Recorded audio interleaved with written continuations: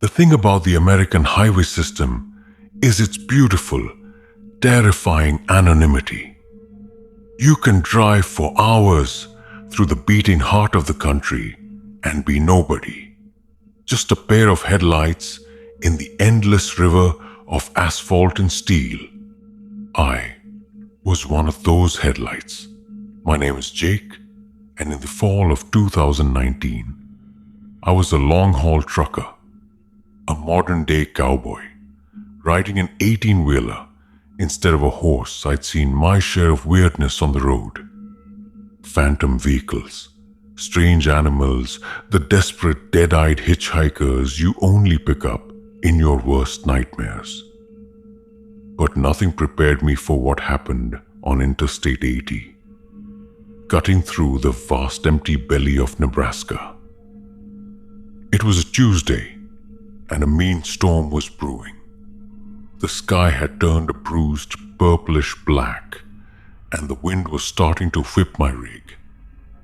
A massive Freightliner Cascadia from side to side in the CB radio, usually buzzing with the salty language of other truckers, had gone quiet an hour ago, lost to the building static.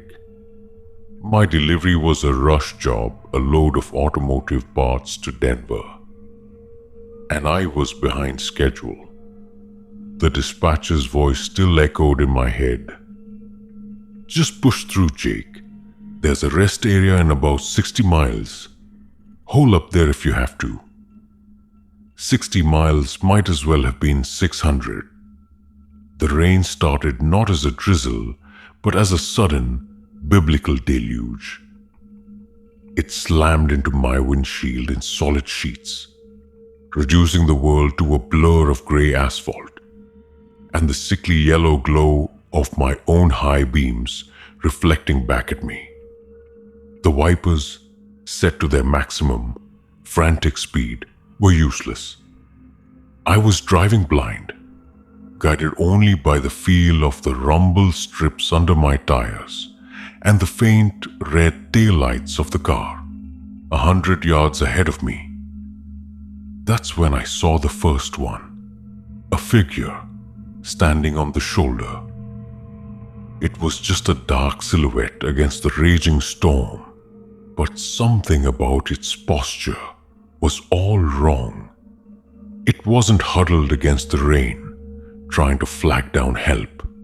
It was standing bolt upright, rigid, facing the highway. And as my truck roared past, the glare of my lights caught its eyes. They weren't the reflective gleam of a deer or a coyote. They glowed a solid, malevolent red, a cold jolt entirely separate from the storm shot down my spine. I gripped the steering wheel tighter, my knuckles white. Just a trick of the light, I told myself. A reflection of a mile marker. Your mind playing games in the stress, but 10 miles later, I saw another. And another. They were spaced at almost perfect intervals. These rigid rain-soaked sentinels, always standing just outside the reach of my headlights. Their red eyes burning through the downpour. They never moved, never turned their heads. They just watched. The car in front of me, a beat-up sedan, seemed to slow down as it passed each one, its brake lights flickering nervously. The CB radio crackled to life, a burst of white noise that resolved into a voice. It wasn't the familiar drawl of a fellow trucker. It was a thin, reedy voice, stripped of all emotion. The road is hungry tonight. Then static. My mouth went dry.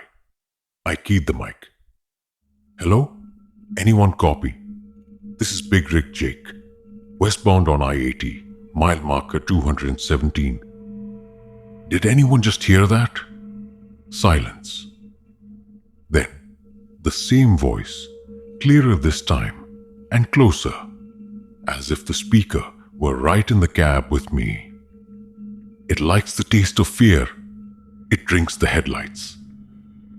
I jerked my hand away from the radio as if it had burned me. This wasn't a broadcast. This was an intrusion.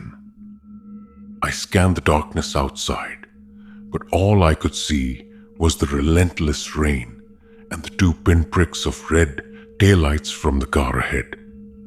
That car was my only tether to reality. My proof that I wasn't alone in this nightmare. We drove on like that for another 20 miles. A tiny two-vehicle convoy in an ocean of darkness. The red-eyed watchers had stopped appearing, but the dread they'd planted in me was growing, fed by the unnatural voice on the CB. The storm, if possible, intensified lightning forks tore the sky open. And in those brief, blinding instants, I could see the endless flat plains stretching out to nothingness.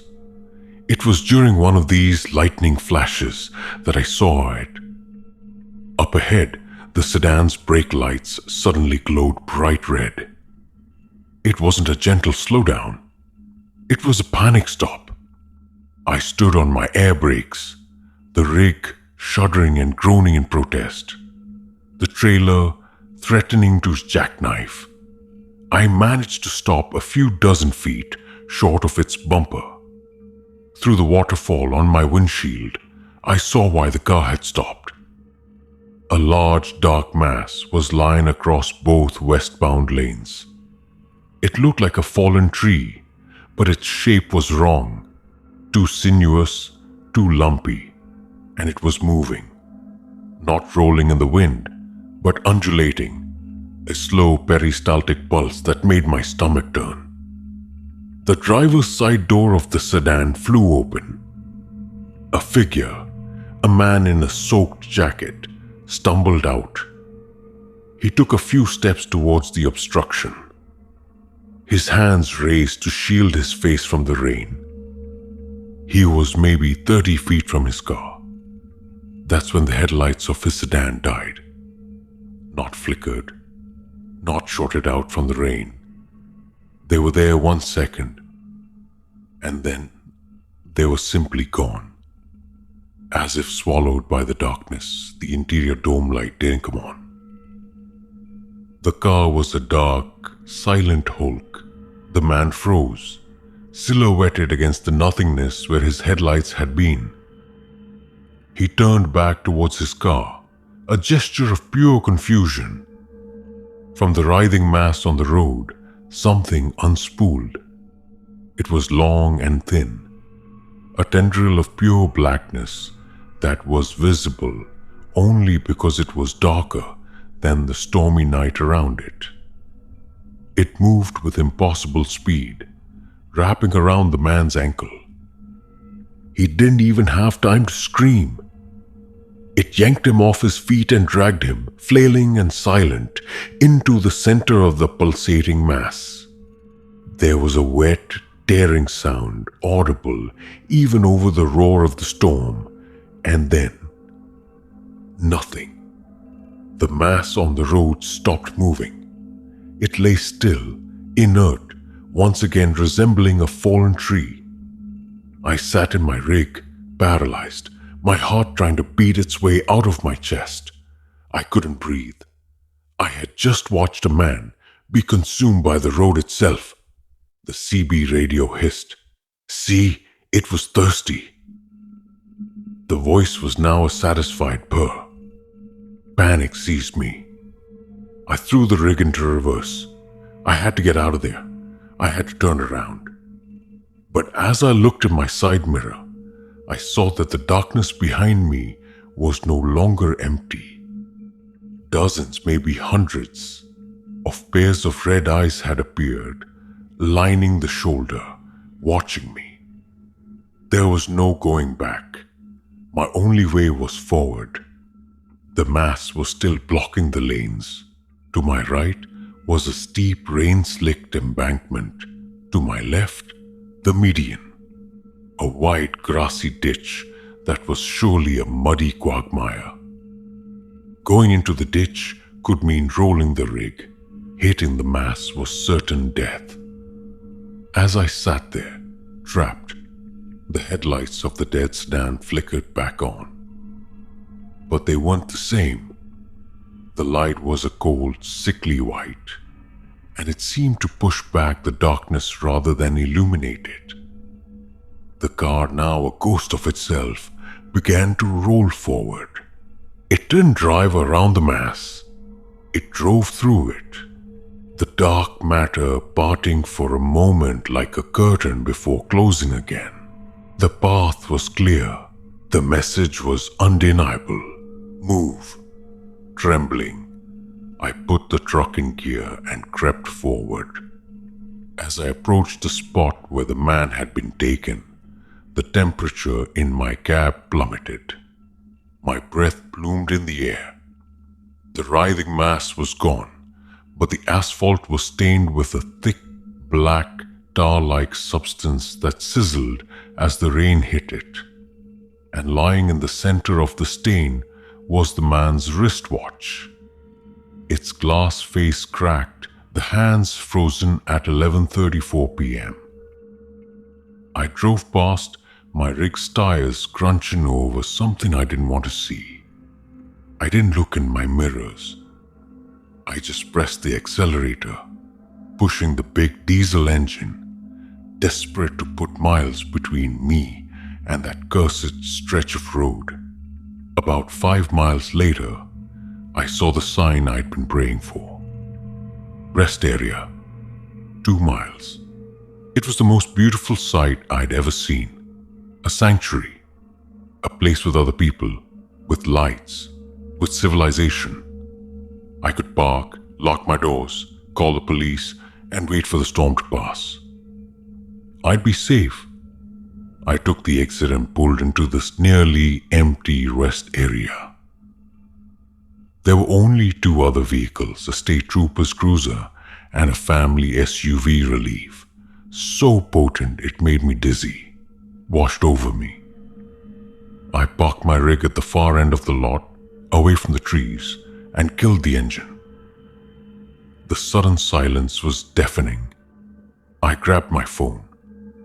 No service. Of course, in the middle of nowhere, in a storm like this, it was a miracle the rest area even had power. The lights in the small brick building glowed like a beacon. I was about to get out and run for the building when the CB crackled one last time. The voice was now a whisper right in my ear.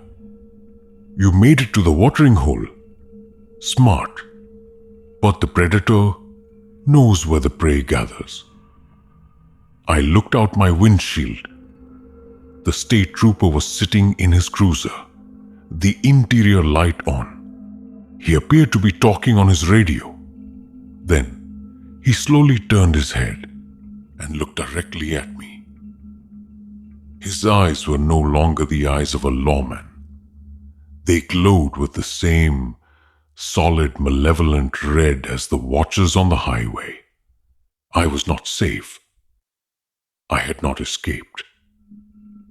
The horror wasn't out on the road.